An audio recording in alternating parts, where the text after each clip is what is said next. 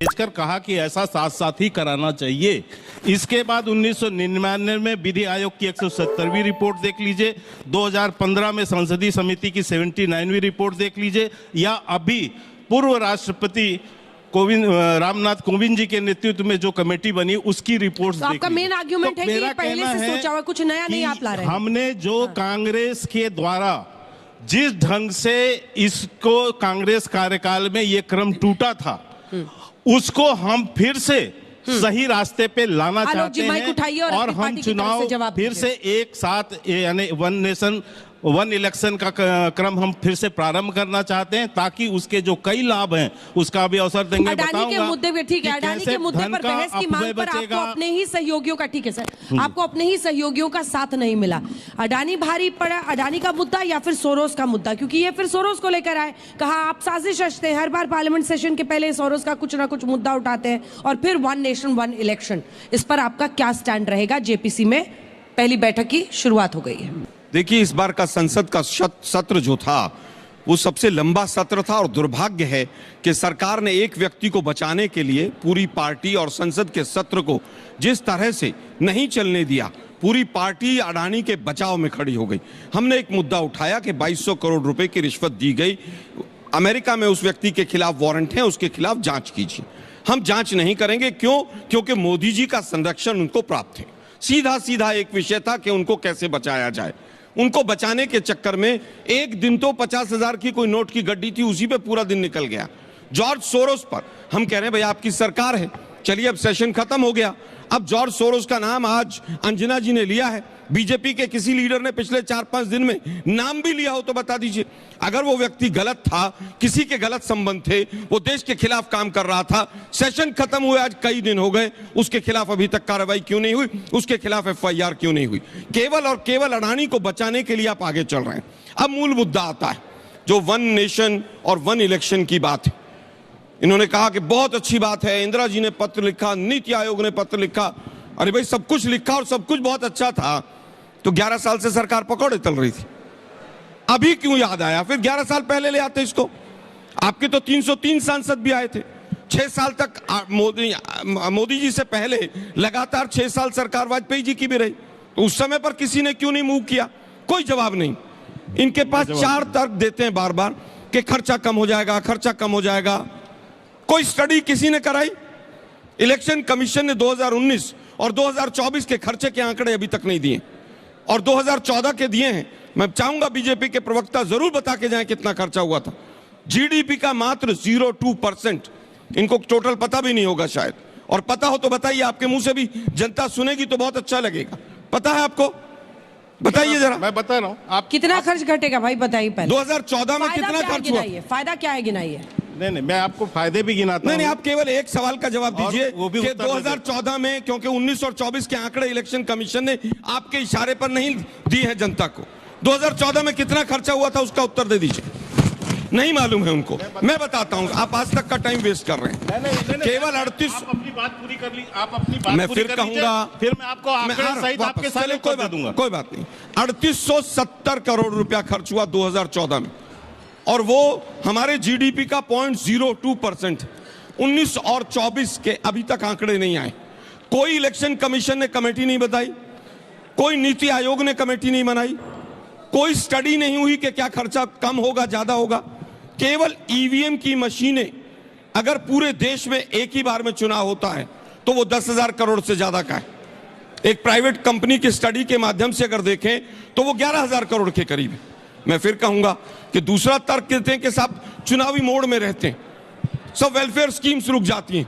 क्या election commission जब चलता है या इलेक्शन होता है तो क्या सरकार रुक जाती है? केवल इलेक्शन कमीशन के अधिकारी बाकी अधिकारियों को कंट्रोल करते हैं। मैं अंजना जी नहीं, एक मिनट रुकिए ना जरा, एक मिनट रुकिए भाई। पूरा करें, आप खर्च निकाल के रखिएगा। खर्च बताना है अभी आपको कितना खर्च होता है चुनाव में। हाँ। दूसरा, इनका बार बार किया जाता है कि साहब एक बार में हो जाएगा, एक बार में हो जाएगा तो समय खराब नहीं होगा। अरे भाई, समय कैसे खराब नहीं होगा? अब हमारे 4-5 सवाल हैं। सबसे पहला सवाल तो यह है कि जो कमेटी बनाई गई वो कंप्लीटली बायस थी। वो भाजपाइयों की कमेटी थी, भाजपा के तमाम लोग निकले हुए उस कमेटी में, या भाजपा के माइंडसेट के लोग हैं? क्यों नहीं विपक्ष को रखा? क्यों नहीं बाकी रीजनल पार्टीज को रखा उसके अंदर? क्यों? क्योंकि इनका माइंडसेट पहले से ही है कि हमें देश को उलझा कर रखना है। दूसरा, जो भी कुछ फैक्ट्स एंड फिगर्स उसमें आए हैं वो सब नीति आयोग से आए हैं, और नीति आयोग पे कब्जा किसका है? नहीं, उस कमेटी में तो मनीष जेपीसी जो बनी है उसमें मनीष तिवारी जी भी, आप उसको की बात नहीं कर रहा मैं। अच्छा, जो ओरिजिनल कमेटी जो कोविंद साहब की नेशन कमेटी। वन इलेक्शन ठीक के है। लिए जो कमेटी बनी है मैं उसकी बात कर रहा हूं। उस कमेटी में सारे भाजपाई लोग, क्यों नहीं विपक्षी लोगों को रखा गया? एक को भी नहीं रखा गया। जवाब दीजिए, उसके बाद एक जल्दी जवाब दीजिए, अगले पॉइंट पे। नहीं, हो गया बहुत लंबा हो गया, बहुत लंबा हो गया। दो तीन प्रश्न इन्होंने उठाए हैं, उसके बाद उत्तर दे देंगे। दो तीन प्रश्न इन्होंने उठाए हैं, खर्चे का प्रश्न उठाया है।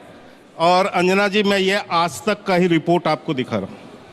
आज तक के द्वारा ही जारी किया ये रिपोर्ट है। इस रिपोर्ट के तहत बताया गया है कि 2019 का जो चुनाव हुआ उसमें 60,000 करोड़ रुपए खर्च हुआ। 2014 का जो चुनाव है उसमें 30,000 करोड़ रुपए खर्च हुआ। और ये किसका है? ये मेरी रिपोर्ट नहीं है सर, ये मेरी रिपोर्ट नहीं है, ये मेरी रिपोर्ट कमीशन का खर्चा नहीं है। नहीं अंजना जी, ये है कि किस कैंडिडेट लेकिन ये इंडिविजुअल्स जो चुनाव लड़ते हैं उनका भी खर्च मिला, उनका भी खर्च मिलाकर है। खर्चे में तो पूरे ही आएंगे ना। अरे खर्चे में तो पूरे क्या जब इकट्ठा चुनाव होगा वो चुनाव में खर्चा नहीं होगा? फिर ये तरीका कैसे हो सकता है? नहीं, आप स्वतंत्र रूप से बोला है, चीज को डाइवर्ट कर रहे हैं। मैं डाइवर्ट नहीं कर रहा हूँ। आप इस रिपोर्ट को मानती हैं? बिल्कुल, ऑब्वियसली सही रिपोर्ट है ये। और ये किसकी है रिपोर्ट, ये भी बता दूं। ये आकलन निजी इलेक्शन कमीशन का खर्चा नहीं है, मीडिया सीरीज ने किया। ये आज तक द्वारा जारी रिपोर्ट्स है जिसमें कहा गया है कि 2019 के चुनाव में 60,000 करोड़ रुपए का खर्च हुआ। वो कैंडिडेट ठीक है, 2014 का जो चुनाव है उसमें 30,000 करोड़ और अभी 24 के चुनाव के आने हैं। लेकिन इसमें इन्होंने अभी पूछा कि क्या क्या आपके लाभ होंगे। मैं आपको लाभ भी बताना चाहता हूं। पैसे क्या तो चर्चा हो गई, लेकिन इससे क्या होता है? चुनाव कौन कराता है? चुनाव कराने के लिए आज देश की सरकारी मशीनरी लगती है, सरकार के लोग लगते हैं। सबसे ज्यादा उसमें संख्या होती है टीचरों की, जो प्राइमरी स्कूल, मिडिल स्कूल और इंटर कॉलेज को पढ़ाते हैं। इसके बाद तृतीय वर्ग कर्मचारी, द्वितीय वर्ग कर्मचारी, क्लास 1 ऑफिसर्स जो जिले स्तर पर होते हैं, ये सब उस चुनाव के अंदर लगते हैं। इससे सबसे ज्यादा सुरक्षा एजेंसी उनका जो है, उनके सबसे ज्यादा उपयोग होते हैं। अब इन सब का यदि आप साल भर 5 साल तक कंटिन्यू चुनाव होता रहे, हर साल 2-3 विधानसभा होता रहे, तो क्या होगा? ये सारे एंगेज हैं, तो शिक्षा का क्या होगा? बच्चे को कौन पढ़ाएगा? कहां जाएंगे बच्चे? वो सब क्या चुनाव कराएं, केवल वोटर लिस्ट बनाएं? तो अभी और यही काम होगा का चुनाव इकट्ठा क्यों नहीं कराया आप लोगों ने? एक मिनट मुझे बात पूरी करनी। नहीं, हरियाणा और महाराष्ट्र का तो चुनाव इकट्ठा कराएंगे नहीं, आचार संहिता लगती है, हर समय आचार संहिता लगती है आप लोगों को। अब ये बीच में इसलिए बताइए ना भाई, जब हरियाणा और महाराष्ट्र का चुनाव कराने मैं गलत हूं तो आप लोग बताइएगा या मेरा समर्थन कीजिएगा। मैं आपको पूछना चाहता हूँ, आचार संहिता पर आपने कंफ्यूज किया, गलत आंकड़े दिए। विकास के काम जो है आचार संहिता के कारण नहीं हो सकते। 5 साल तक आप जो है हर साल चुनाव होते रहे। भाई, आप तो आचार संहिता लागू होने के बाद किसान सम्मान निधि भी डाल देते हैं। इसके अलावा क्या अकाउंट में डालते हैं कि नहीं डालते? भ्रष्टाचार और काले धन जो उपयोग होते हैं उसमें भी कमी आएगी।